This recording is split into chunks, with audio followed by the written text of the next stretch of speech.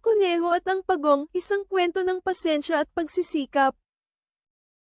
Noong unang panahon, sa isang berdeng kagubatan na puno ng matataas na puno at makukulay na bulaklak, may nakatirang kuneho na ang pangalan ay Ruffy at isang pagong na ang pangalan ay Tito.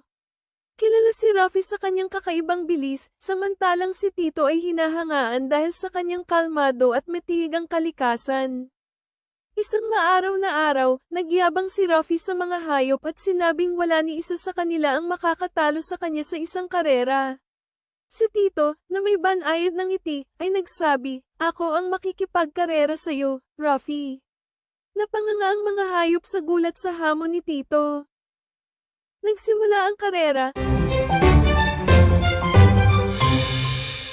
Storytime by Anna. Enchanting Tales for Kids.